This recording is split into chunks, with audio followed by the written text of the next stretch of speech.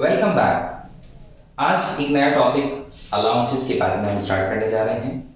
Last class में हम लोगों ने डिस्कस किया था एंटरटेनमेंट अलाउंस के बारे में, और एंटरटेनमेंट अलाउंस के अंदर मैंने आपको बताया था कि एंटरटेनमेंट अलाउंस का एग्जेम्पशन नहीं, आई शुड बेटर से कि उसका एक डिडक्शन मिलता है under the head income from salary.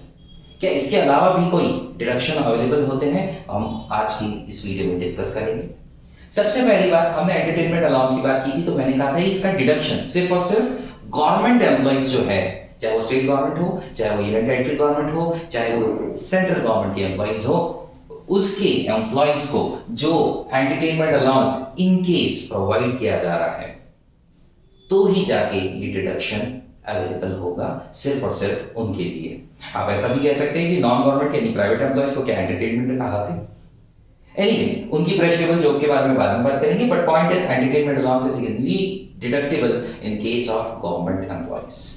इसके अलावा मैंने इसको सेकंड लिखा है, इसका मतलब इसके अलावा भी और कुछ है? बिल्कुल, इसके अलावा जो सबसे पहला हमें स्टैंडर्ड डिडक्शन, ये पहला डिडक्शन अवेलेबल है income under the head salary, standard deduction. Standard deduction under section 16(1)(a। There was a time 16(1) जब 30% ऑफ सैलरी स्टैंडर्ड डिडक्शन के रूप में दिया जाती थी।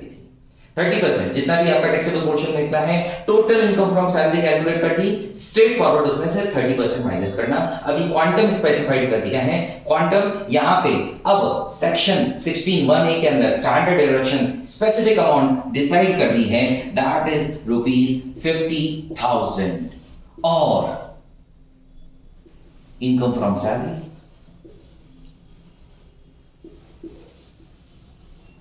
or better to say income taxable from salary head whichever is lower। Definitely कोई भी deduction, कोई भी एग्जेम्पशन, जितना अमाउंट हमें प्रोवाइड किया जा रहा है उससे ज्यादा तो हो भी नहीं सकता। So the point is that income from salary, let's say किसी आदमी को दी गई है 4,000 रुपीज पर मंथ की सैलरी, साल भर का हुआ 12 4 48,000 रुपीज, 48,000 और 50,000, whichever is lower, whichever is less, accordingly maximum amount कितना एलिजिबल होगा? 48,000। 4,000 into 12, that is 48,000। ये तो उसका salary head, income from salary head, और यहां पे स्टैंडर्ड डिडक्शन इसको मिल जाएगा। कितना मिल जाएगा साहब? इनकम स्टैंडर्ड डिडक्शन मैक्सिमम 48,000, 50,000 और 48,000, whichever is less, accordingly nothing shall be taxable। So the point is that पहला एंटरटेनमेंट अलाउंस, दूसरा standard deduction under section 16(1)(a। केवल और केवल ये दो सेक्शन ही है क्या? नहीं, एक तीसरा प्रोफेशनल टैक्स।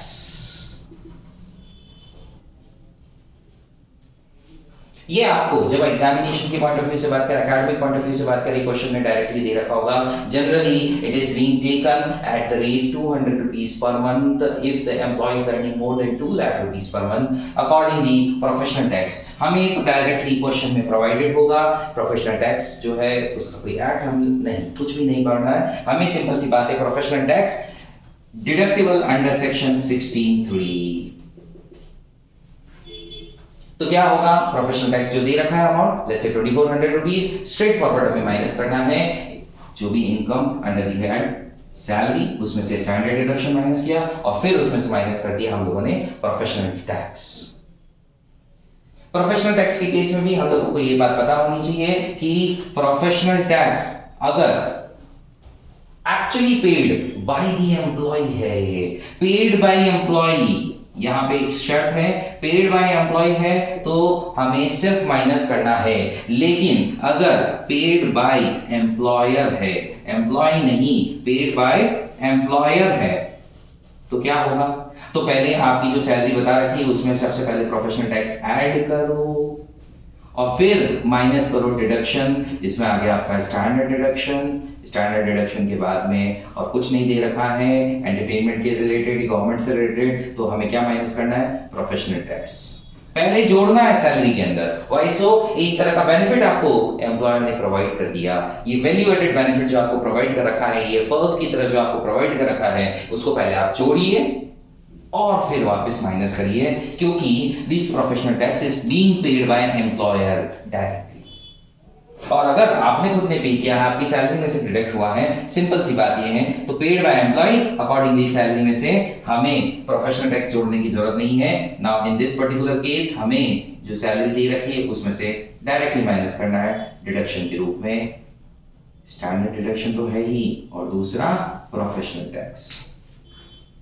तो अकॉर्डिंगली हमारे पास में entertainment allowance only in the case of government employ, then standard deduction. Standard deduction की एक खास बात ये है, कोई एविडेंस नहीं देना है, कोई प्रूफ नहीं देना है आपको, कोई जो डॉक्यूमेंट उसके लिए संभाल के नहीं रखना है, स्ट्रेट फॉरवर्ड। प्राइवेट एम्प्लॉय हो, गवर्नमेंट एम्प्लॉय हो, कोई सा भी एम्प्लॉय हो, स्टैंडर्ड डिडक्शन।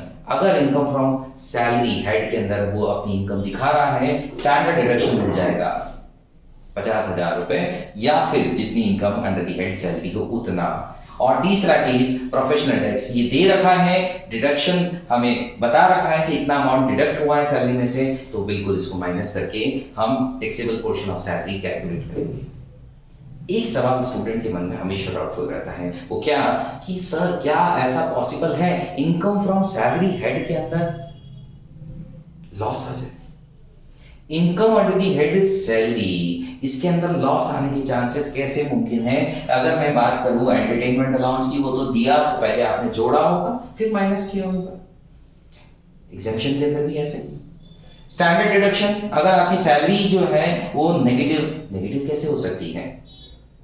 सैलरी हेड की खास बात यह है कि पेड और accrue which ever is earlier उस बेसिस पे टैक्सेबल है। अगर मान लेते हैं अक्रू बेसिस के पे टैक्सेबल कर दिया है, तो भी स्टैंडर्ड डिडक्शन मैक्सिमम कितना 50,000 और जितना आपके सैलरी, तो माइनस का अमाउंट क्या 50,000 से ज्यादा? अगर आपका सैलरी नहीं है तो क्या माइनस 50,000 से ज्यादा हो सकता है?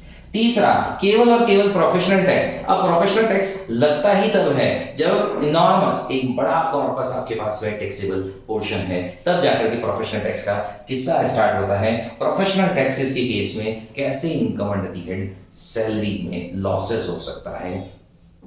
चांसेस रेयरेस्ट है। Income under the head salary, उसमें लॉस के चांसेस बिल्कुल नहीं। Now the point is that कि ये 3 डिडक्शन जो हमारा आज का टॉपिक था, 3 डिडक्शन अवेलेबल है, सिर्फ और सिर्फ ये 3 डिडक्शन ही अवेलेबल है। और खास बात क्या है, ये डिडक्शन न सिर्फ ओल्ड टैक्स रिजाइम में अवेलेबल है, ये न्यू टैक्स रिजाइम के अंदर भी ये डिडक्शन अवेलेबल है।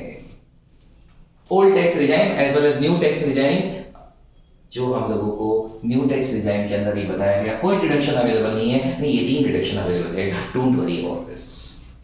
So the point is that standard deduction हो एंटरटेनमेंट अलाउंस और professional tax, either of the case it will be deductible as per the provisions discussed. So that's all from my side. Thank you so much.